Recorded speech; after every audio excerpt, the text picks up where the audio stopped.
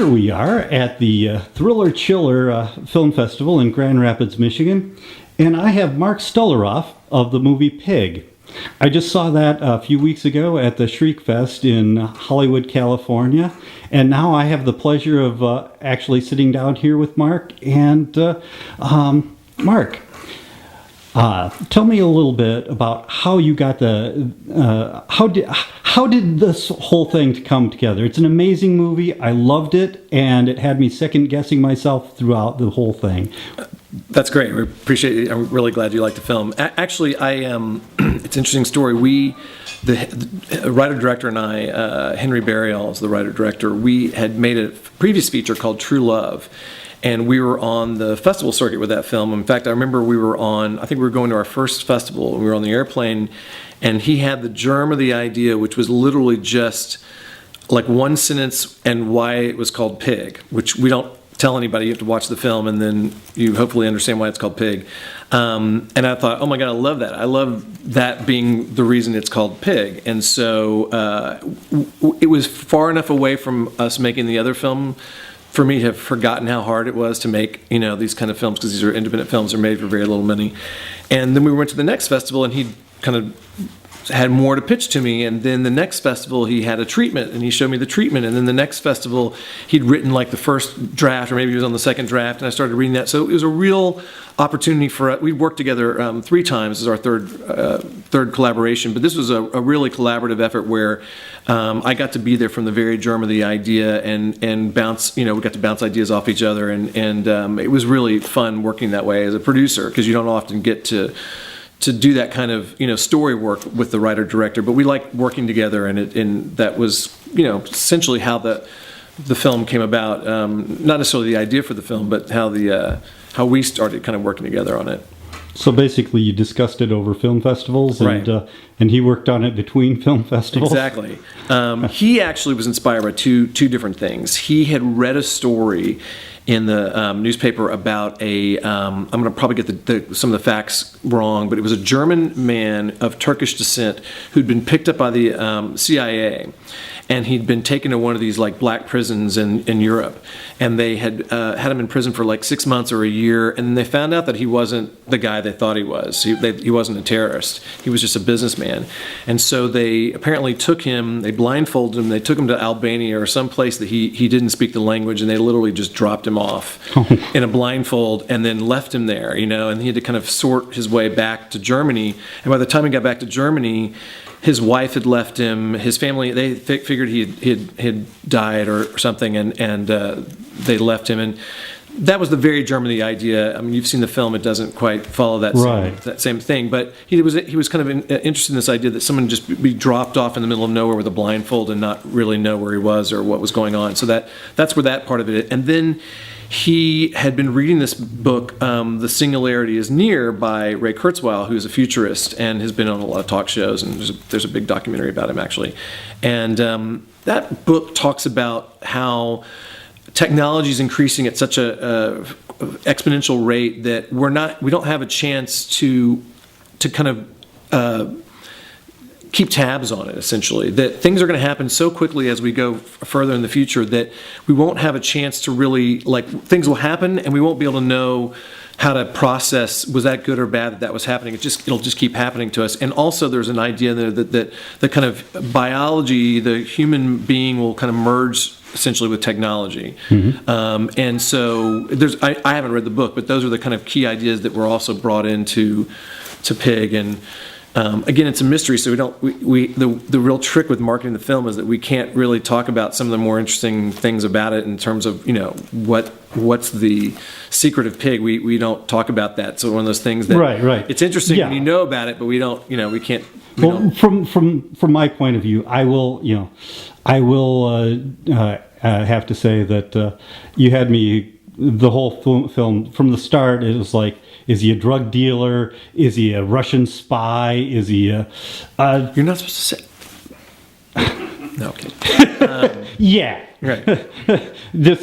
I really didn't know, not until the end. And, I can usually get a pretty good idea on where a plot is going. So, I mean, You had me second guessing myself all through the movie. Great, that's great. That's kind of the idea, yeah. So it was an excellent movie.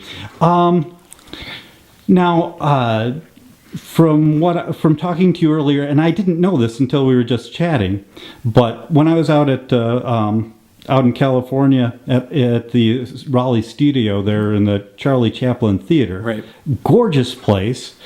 I didn't know that's you teach there. Yeah, I teach a 2-day workshop there it's something I came up with called No Budget Film School, and it's something that I do in between producing.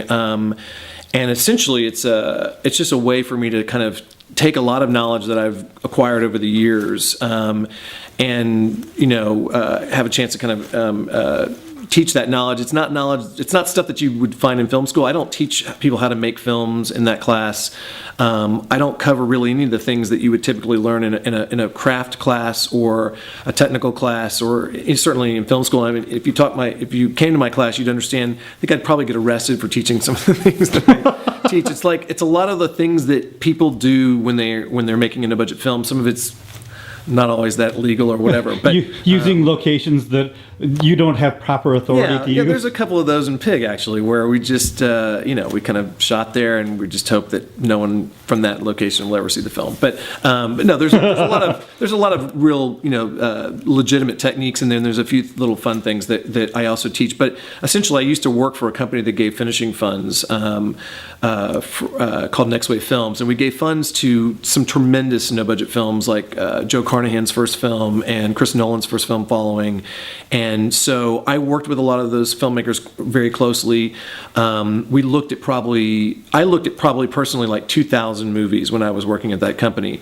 And as you might imagine, and I'm assuming I can say this word, they were mostly crap. Mm-hmm. And so I kind of became interested in what is it about these films that, why are some of these films crap, and why are some, we're actually going to invest money into them. And I always found that the reasons were very different than what most filmmakers thought. So most filmmakers think, well, I have to really spend my effort, my money on shooting, back in the day, like on shooting on film or on this camera decision or whatever. And those are like the last things that we cared about. And right. Big film festivals care about. It's the story, it's performances, it's things like that. So a lot of what I teach are kind of priorities, where to think, what's important, if you have very little resources, where to put those, and to understand what makes a good independent film as far as independent film audiences, as festival programmers, critics, what are they looking for? It's kind of built around that, and there's a lot of nuts and bolts stuff in there as well, but there's a lot of kind of almost what I would call theory, no budget theory. Mm-hmm. And there's a model, I think, for making good no budget films, and I didn't develop that model. There's a lot of filmmakers have used this kind of a model. I've quantified it, and actually the gentleman that I worked for at Next Wave Films did a lot of that quantifying as well. His name is Peter Broderick, and he wrote a series of articles before he formed the company for Filmmaker Magazine. It was the first time someone had ever looked at this kind of these early 90s films like Clerks and Mm-hmm. El Mariachi right. Grief, and he looked at those films and said there's a model for how these films are coming together, and he kind of put them in these articles, and I've taken that. I've used my own personal experience making my own no budget films. I also worked at Corman for years before I worked with him, and then made these films myself, and I've taken things that I've learned from doing it and things that I've learned from other filmmakers and kind of quantified that as much as you can quantify something like this, because I think it's also partially unquantifiable probably, but when you teach it, you try to create a paradigm for it. So it's fun. I enjoy it. I try to make it entertaining, and I try to be inspirational, but I'm not blowing smoke up anybody's ass. Some of the first things I do in that class is tell people just how hard it is. It's almost impossible to make a good movie. It's almost impossible to make any money when you make these kinds of films, and you will most likely not succeed at doing it. I mean, I just tell people that flat out. Right off the bat, and I know that people are going to still make their films. I mean, they make them. It's not a decision you make with your head. It's what you make. It's something you make with your heart. So my thing is, okay, I want you to make those films. I'm going to tell you how hard it is, but I don't want you to spend a lot of money on them and put yourself in financial crisis, or piss off all your family members or whatever. There's a way to do it where you don't have to spend money and still make something really great.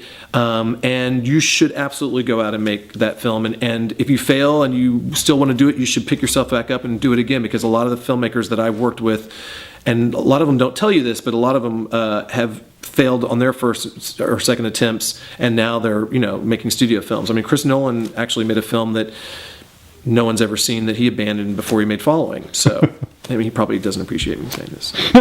Probably not. I've never heard him say it, but anyway, it's true. So anyway, a lot of these filmmakers do. I mean, Chris is a genius, so why wouldn't he? Why would he care? Let me ask you a really kind of an odd off the wall question, and if there was one question I could ask that would elicit the most amazing behind the scenes interesting story, what would that answer be?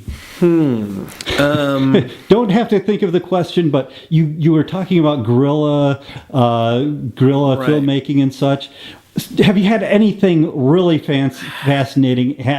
I'd like there's two answers. There's the things that we did right that are kind of things that I might teach in my class or whatever, and then there were the mistakes that I made that I would also teach in my class, like don't do this. And so I don't know. I mean, one of the things I'm really proud of, I don't know if this is the most interesting response, is we shot in Los Angeles. It's and I spend about 45 minutes talking about locations and shooting on location. And in the city of Los Angeles, or anywhere outside of most of Southern California, you have to have a shooting permit, no matter what, whether you're shooting in your own private home or whatever. And so I'm very proud of the fact that the film we shot all over Los Angeles, downtown and in parks and Venice boardwalk, and without a permit. But I don't know if that's the most interesting story or not. It's just something that I kind of have a hard line on that. But I think what would be interesting to talk about, something that I teach in my class, is this idea of actor commitment. And I think that if you're making a no-budget film, there's this tendency to I want to get a star for my film. And I think, having a name actor can certainly help in a lot of different ways in terms of getting into festivals or getting attention for your film. But